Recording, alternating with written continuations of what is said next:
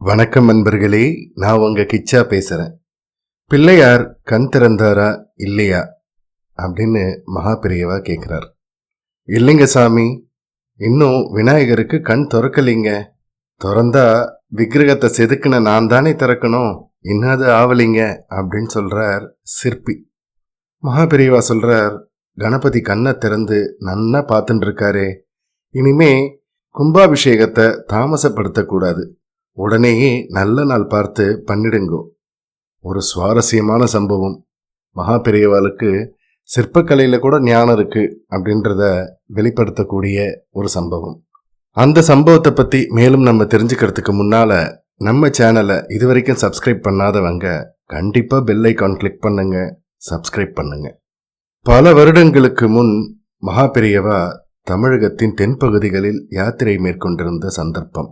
தஞ்சாவூர், திருச்சி, திருவானைக்காவல், ஸ்ரீரங்கம், திண்டுக்கல், சோழவந்தான் ஆகிய ஊர்களுக்கு விஜயம் செய்துவிட்டு மதுரையை நோக்கி தன் பரிவாரங்களுடன் வந்து கொண்டிருந்தார் மகாபெரியவா. வழிநெடுகிலும் உள்ள கிராம மக்கள் தங்கள் குழந்தை குட்டிகளுடன் திரளாக வந்து மகாபெரியவாளை தரிசித்து ஆசி பெற்று சென்றனர். அவர்களுக்கெல்லாம் இன்முகத்தோடு அருளாசி வழங்கினார் மகாபெரியவா. பழம், கல்கண்டு ஆகியவற்றை பிரசாதமாக கொடுத்து கொண்டே நகர்ந்தார் மகாபெரியவா. மதுரை மாநகரை நெருங்கும் நேரம் அங்கிருந்த ஒரு கிராமத்து ஜனங்கள் அனைவரும் ஒன்று கூடி பூரண கும்ப மரியாதையுடன் மகாபெரியவாளை வரவேற்றார்கள். அந்த ஜனங்களின் பக்தியையும் ஆர்வத்தையும் பார்த்த மகாபெரியவா ஏக சந்தோஷம் அடைந்தார். சாலையோரம் இருந்த ஓர் அரச மரத்து வேரில் அவராகவே அமர்ந்து கொண்டார். அனைவரும் கீழே விழுந்து நமஸ்கரித்தனர். அந்த ஊர் பஞ்சாயத்து தலைவர் மிகுந்த பக்தியுடன் மகாபெரியவாளை நமஸ்கரித்தார். அதன் பிறகு மகாபெரியவா கிட்ட ஒன்று பிரார்த்தனை பண்ணிக்கிறோம், நாங்க ஏழை சனங்கள் எல்லாம் ஒன்னா சேர்ந்து பக்கத்துல ஒரு பிள்ளையார் கோயில புதுசா கட்டி முடிச்சிருக்கோம், சாமி பாதம் அங்க படணும்னு வேண்டிக்கிறோம், கருணை பண்ணணும் என்று கன்னத்தில் போட்டுக்கொண்டார். குதூகலத்தோடு எழுந்த மகாபெரியவா கோயில் எங்கே இருக்கு என வினவினார். பஞ்சாயத்து தலைவர், இதோ கூப்பிடுற தூரத்துல தான் சாமி இருக்கு, வந்து அருள் பண்ணணும் என்றார். மகாபெரியவா மிக வேகமாக பிள்ளையார் கோயிலை நோக்கி நடந்தார். மேலதாள பூரண கும்ப மரியாதையுடன் மகாபெரியவா கோயிலுக்குள் பிரவேசித்தார். கர்ப்ப கிரகத்துக்குள் 6 அடி உயர சிலாரூபமாக விநாயகர் வீற்றிருந்தார். விக்கிரகம் கம்பீரமாக பளிச்சென்று இருந்தது.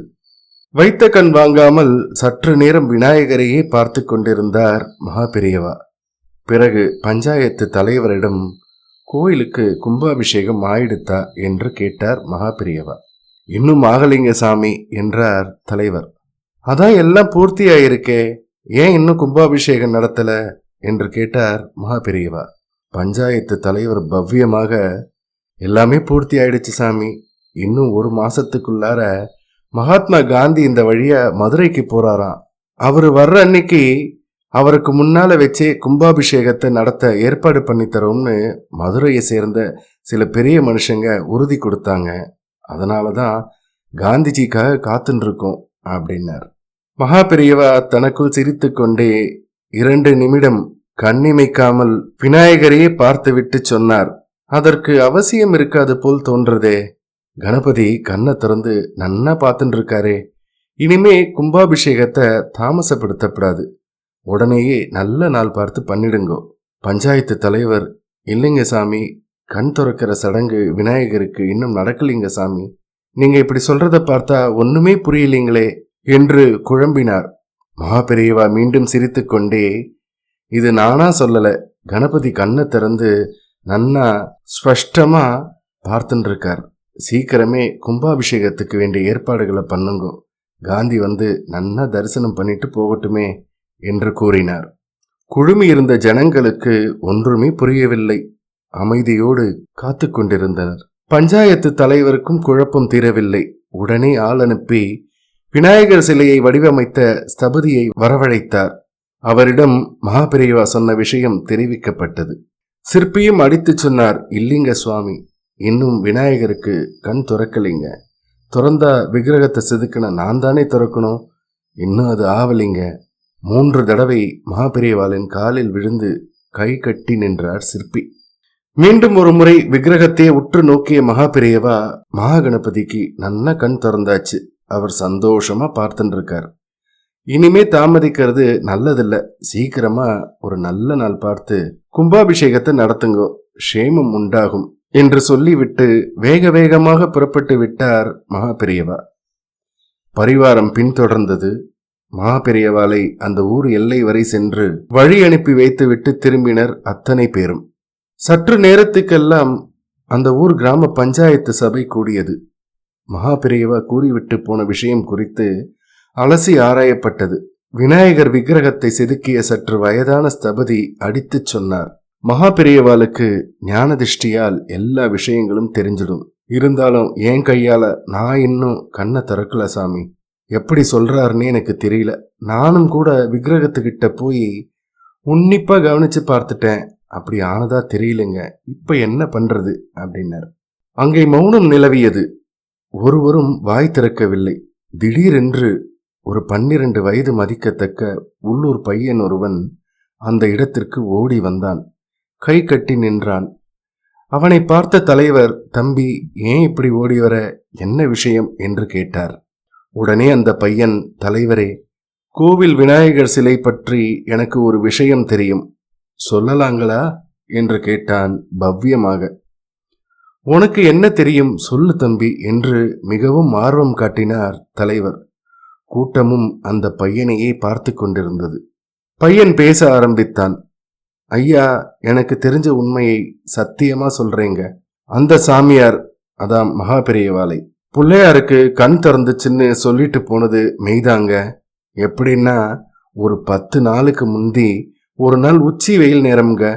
இதோ உக்காந்துருக்காரே பிள்ளையார் விக்கிரகத்தை செஞ்ச தாத்தா, இவரோட பேரப்பையன், என் சிநேகிதன். என்ன வேலை பண்ணான்னு தெரியுமா?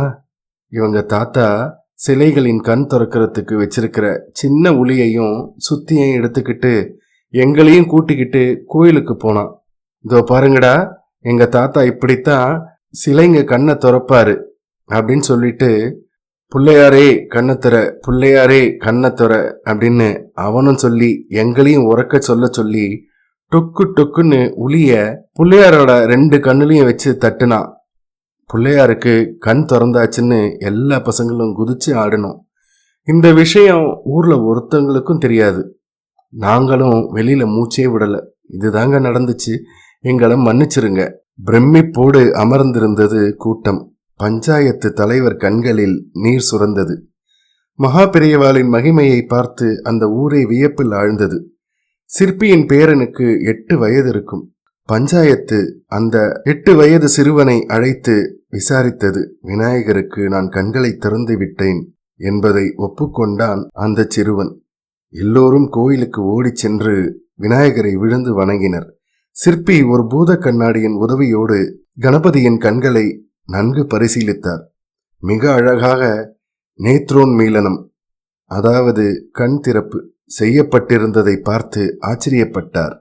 ஊரே திரண்டு மகாபெரியவா சென்ற திசையை நோக்கி ஓடியது. அடுத்த கிராமத்தில் சாலை ஓரம் இருந்த ஒரு பெரிய ஆலமர நிழலில் பரிவாரங்களுடன் இளைப்பாறிக் கொண்டிருந்தார் மகாபெரியவா. அனைவரும் ஓடிப்போய் மகாபெரியவானின் காலில் விழுந்து எழுந்தனர். அந்த பஞ்சாயத்து தலைவரும் சிற்பியும் கேவி கேவி அழ ஆரம்பித்து விட்டனர்.